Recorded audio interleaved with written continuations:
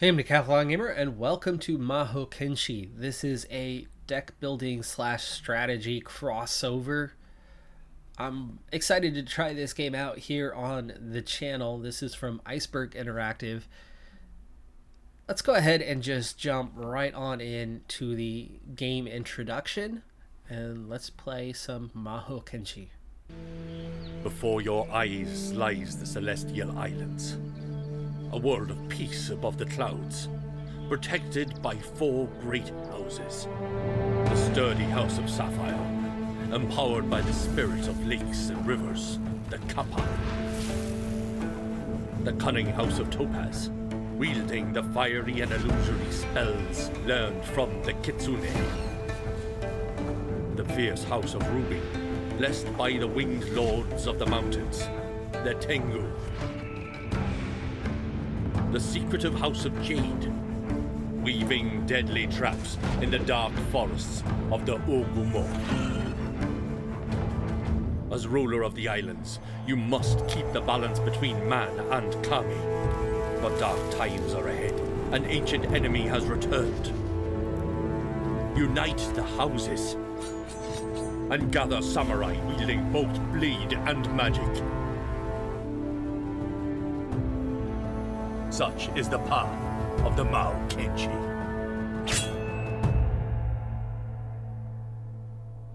In the most remote islands of the Celestial Realm, rumors of rebels and uprisings are common. But more recent rumors speak of dark forces and villages being destroyed. You have been sent to investigate. Alright. So I have not played this game at all as of yet. It also has just launched on Steam. So we will have to get through the tutorial here. Every action consumes energy. Check out how much you have left in the bottom left corner of the screen. So you can spread your movement out. That's good to know. Okay. Increased movement through the forest. That does make a lot of sense. Any your turn refills your energy. There's an event a few tiles ahead of you. Events are unique stories where you can make choices that impact your rewards. Stop on a tile containing a scroll to start an event. Obviously, they want us to head here. An auspicious encounter. Gigantic monolith towers over a clearing. At its foot, a lonely figure smiles and beckons you closer. You recognize the distinctive clothing of the Flowkeeper monks. This order is tasked with guarding the ancestral gateways between the islands. For most people, these portals are the only way to safely travel from island to island. It is unusual to encounter one alone, separated from the rest of his order. Finally, you have come. The islanders were told of your imminent arrival, and see it as an omen of good fortune in these troubled times. Alas, if the worrying rumors that have started to spread are true, then I fear terrible events are in store. Tread carefully, Mahokenshi, for the Celestial Islands are no longer the haven of peace they once were. It is just as the tales say, you are powerful and wise, but please beware. In addition to the recent dangers, the terrain in these parts can be quite treacherous. Gain 2 safe travel cards. Okay, playing cards. Drag and drop cards on the desired tiles or characters to play them. Cards have an energy, a discard, or a gold cost.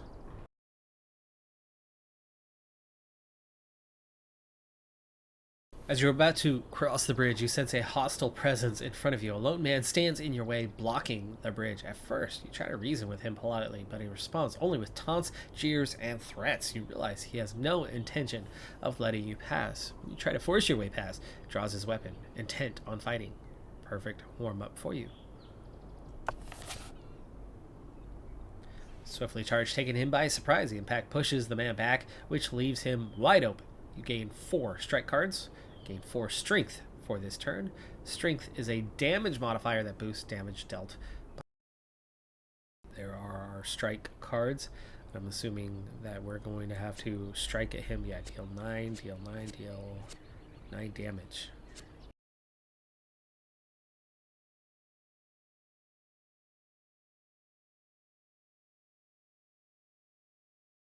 Wounded, the man collapses to his knees, breathing hard and begging in a teary voice for you to spare his life. He promises information in exchange. Before you can decide, he reveals that he and many other outlaws were hired by a mysterious man wearing a white mask with the sole purpose of spreading chaos throughout the island, all in exchange for gold and treasure.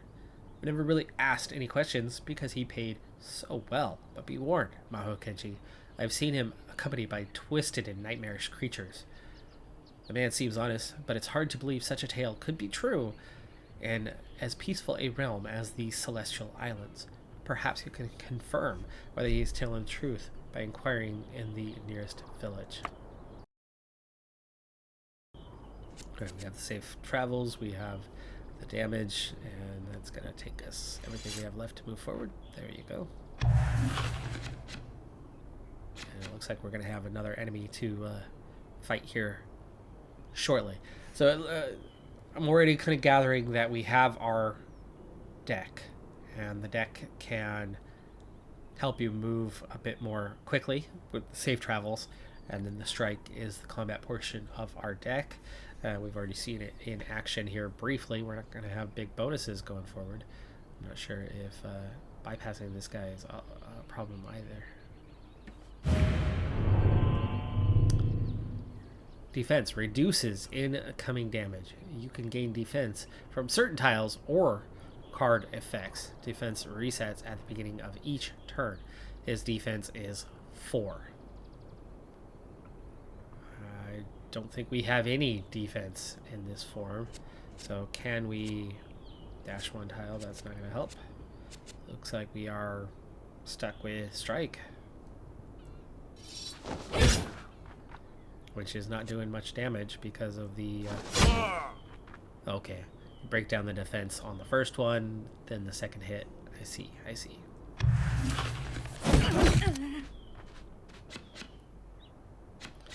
Okay, status effects.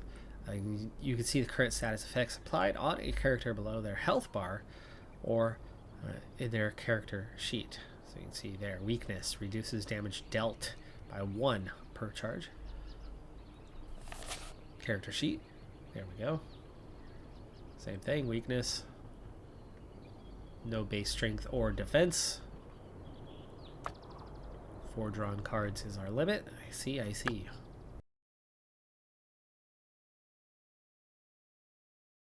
What does disengaging do? Nothing. Okay. Will he follow an attack and leave his defenses?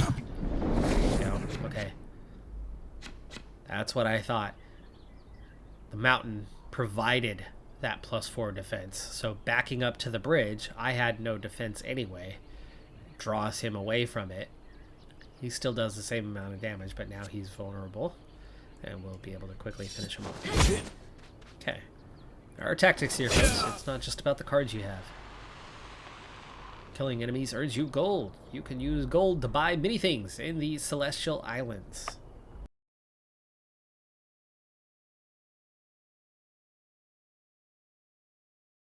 Alright, so up here we have 100 gold. Our deck has 6 cards in it. All useful things to know kind of as we're getting to grips. Ooh, pick a card. Man, tactics. Strategy already coming in. We're barely learning the game, and now we got to pick.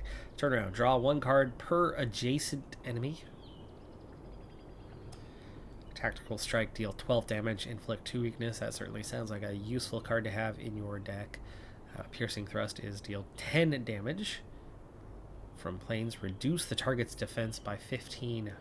For the 2 weakness might be useful. It's additional damage, though.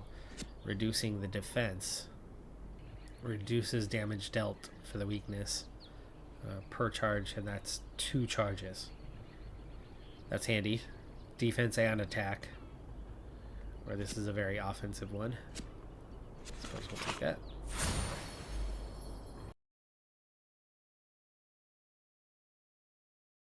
Worried village chieftain. As you draw near the village, a man standing by the gates comes to greet you. Greetings, Mahokenshi. May the kami bless your arrival. for we are in desperate need of your help. You quickly learn that this man is the village's chief, and he explains that he has received no news from the northernmost village of the island for several days.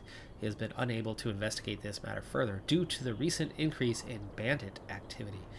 We can't send scouts for fear that bandits will attack them, and I cannot send the village guards without having more information, as that would leave the village defenseless. Please, Mahokenshi, you must investigate and find out what happened here. It's reassuring to know that this matter is in competent hands. I fear you will find the roads leading north are no longer safe, or no longer as safe as they once were, but alas, there are too few of us here to keep up with the threat. One last thing, please accept this in exchange for your help. The man takes a sword hanging from his hip and presents it to you. Okay, we have choices. We have choices here. Humbly accept his gift, gain base strength. Ask for payment instead, gain gold, or refuse any form of payment and gain energy. We'll take the gift. Gain 1 base strength. As we continue on and play the game, you can see that there's an element of open world to the strategy, but it's also, or at least in this mission's case, there's a very direct path that you do want to follow, right? The advised path. I think as you get on into further levels, the open world feel of it increases, or at least based on what I saw trailer wise, which does make this game interesting. It's not just pure point A to point B and fight enemies along the way. There's the deck building, and you don't have all your cards available to you at all time. They're, many of them are in a draw pile, so your options are limited as things go, but it varies. You have your deck. I'm sure at some point there's going to be choices on which cards to take, but as we proceed, we're going to start getting into some cuts here, shortening things down. I'll pick up some things along the way, and some of it will make sense to show. Others will, you'll want to just kind of get there more quickly. This village that we have entered has new cards available within the village for purchase, so there's something to use our gold on. Increasing defense is obviously going to be very useful, in particular while it's really low, so we definitely want to purchase this one. We still have 130 gold, so we can actually still afford to get more. Drawing 2 will certainly be... Oh, but you have to discard other cards to draw 2 new cards. It's, you don't like your cards, you want to change out your hand a little bit. This has a similar feel, though it will increase your defense. The -3 tiles can certainly be useful, especially if you're caught in a bind with enemies, assuming that they can move. If they can't move, then that's too easy, but we've already seen one move, right? I think they can definitely move, so -3 tiles I think could absolutely have a good purpose. And we have gold, we might as well use it. Let's add to our deck, draw 2 cards. It's in there. I'm starting to recognize that terrain matters, right? Fighting in the forest, you have +4 to your defense, but if we fight in the mountains, we have +4 to defense and a +2 to our attack. So we want to get into that mountain, even though it does mean that we're then going to be vulnerable to attack. So what I'm going to go ahead and do is I'm going to use 1 energy, and then I'm going to go ahead and use the dash to get up into the mountain. So now we have every advantage for this fight, and then now we can strike, which you can already see. We have a significant gain, and we're looking at deal 8 damage. Over 4 defense means, okay, fine, this turn we're not doing quite as much damage, but oh wait, now we have even more, and he's already down to a 3. Oh, he's running away. Oh, interesting. Didn't expect to see that one happening. Okay, well, we want to go ahead and get on over to this hill and pick up our card.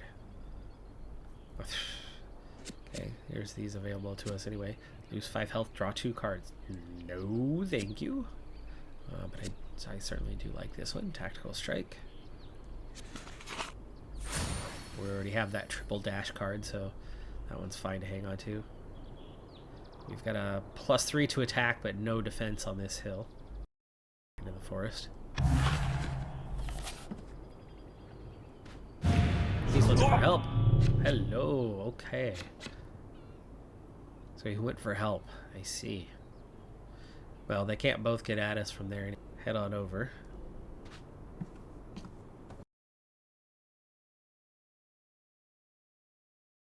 So if we strike now, deal 6 damage is where we're at because we have no +2, no bonus, right? We're not on the mountain. So our current attack damage is 6. That's our base, our new neutral. So do the math, right? 4 defense, 3 health points, that's 7. We do 6, he's still going to have 1 hit point left. I only have 1 action left, which means we can't make the kill this turn anyway. So let's go ahead and go with parry so that we have the defense. And now we're up to an 8.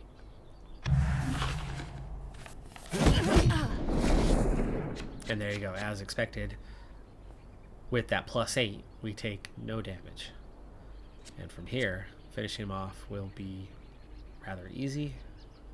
I'm gonna take 2. Yeah, we'll take the 2 to finish him off.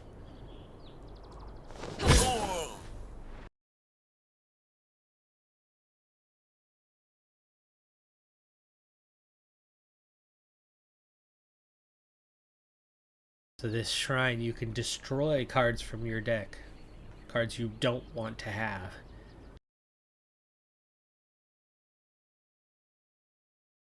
Now, timing matters here. I don't think we want to rush right in and use all of our energy to attack this guy, or to rush this guy and then not be able to attack him in the same turn. So we'll draw in as far as here, and then we'll wait till next turn to have it done.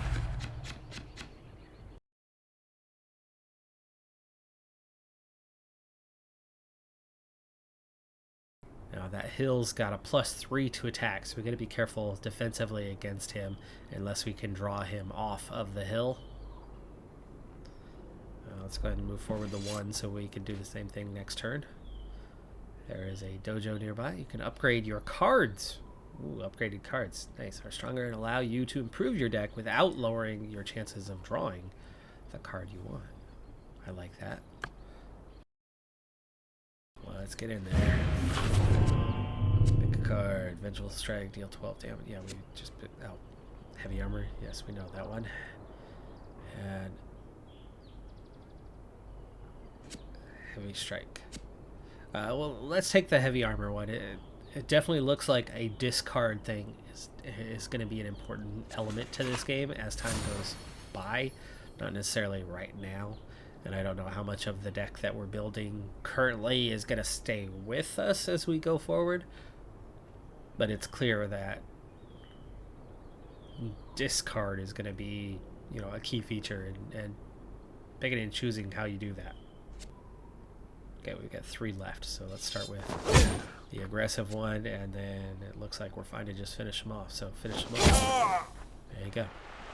Sometimes the best form of defense is a good attack.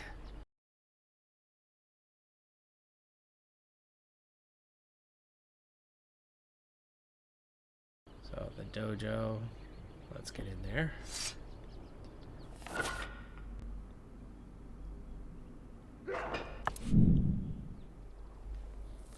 Upgrade costs are 100 gold per. We could upgrade 2 cards.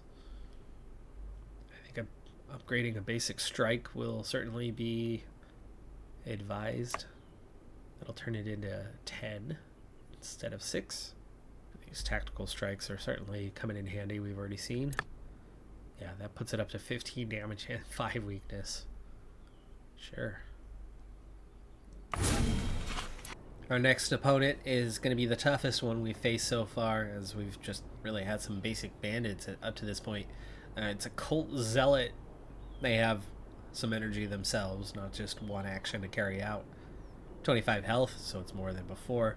There's a definite reward for taking him out. His surveilling has a range of 2, meaning he can see to here. So from here we're okay. But next turn we're going to have to go straight in. We can't hang back a spot.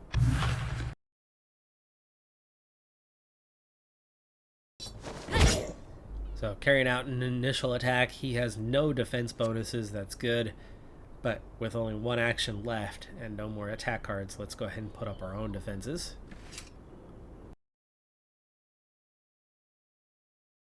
So we've been cursed from that play. We are now ephemeral. We have to play the card to destroy the card. When drawn, you lose 2 health. I'm assuming we would continually lose 2 health, so we're going to have to spend an action to play it. Spend an action to get back up there. Now we only have 2 actions left. But again, he has no additional. And see, 2 of these would have been enough to take him out. So there's our upgraded card. Glad to have that. And then we'll also take him out, but not done yet. He's going to have +4 to health, but that's okay. We'll finish him off right here. And we've reached the abandoned village. An eerie atmosphere reigns over this place. Let's search. Ghost Town. Your search of the abandoned village bears no fruit, but as you are leaving, you glimpse a small childlike silhouette disappearing into the woods. Trusting your instincts, you silently follow it. You soon discover a nightmarish scene. Human bodies scattered all over the forest floor, and 3 small creatures, the likes of which you have never seen, busy feasting on the corpses. A little further, you spot a few villagers in a makeshift cage, leaving no doubt that you have found the missing villagers. If you act quickly, you might be able to ambush their captors and save the remaining villagers from the terrible fate that awaits them. Well, you know what? There's going to be 3 of them, which means there's a chance that I'm going to be attacked multiple times. We'll go ahead and take the defense. Be patient. Strategic. Carefully analyze the area. Gain 8 defense for the turn. And there's why. We gain 8 defense for the turn. Alright. This one has an attack bonus, so we probably want to take him out first. This one has a defense bonus, so take him out last. So take out the one who is going to do the most damage, and then take out this one, that one. There's your basic plan of attack. Okay, we have deals 15, 6 won't quite do it, and 13. Let's go ahead and do the 13. Wipe this guy out. That's enough to take him out. And then we can do the same with this one, even though the 6 won't finish the job, and we don't have another attack card, so that's only going to inflict 2 damage. Do we want to draw 2 cards? Well, it's not going to do much good. Drawing cards won't do us any good when we have no actions left, so we'll take that 2 damage. Yeah, he did a decent amount of attack there. Whoa, he's up to a 9 on his defense now. We do not get a bonus for there. We might want to move to get a defense bonus, as this guy can hit. So we'll move. We'll go defense up as well. And then attacking him right now is not going to do any good. We're going to have to try to weaken him. That'll do it.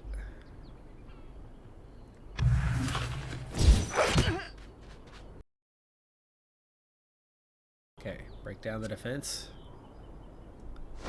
Attack. We're still going to be short by 1. And we have no bonus this time, unfortunately.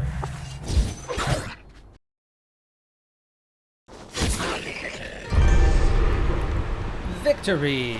You solved the mystery of the abandoned village. Got some bonuses, some XP. Level 1 has become level 2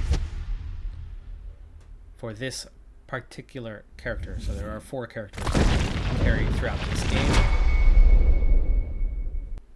New cards added to our collection. Looks like we got all 3 of those. That is going to do it for our introduction to Mahokenshi. Now, what I am intending for this one is, at the very least, a mini-series or a full-blown Let's Play. Now, which one it's going to be, that's going to depend on you, the audience. I do have a smaller channel here on YouTube. The algorithm is very unkind, but you can help it be more kind. I've had a series similar to this one that ended up doing quite well and going on for quite a long time, and we played the game all the way to winning it at the end as a result of what happened in the first episode.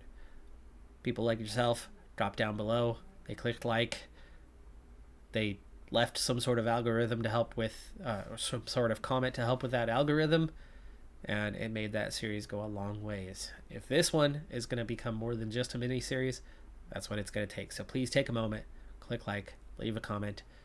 If you have not yet, go ahead and subscribe as well, as that would greatly help the channel. I'm Decathlon Gamer. Appreciate you being here. Have a good one. Be safe out there, and bye for now.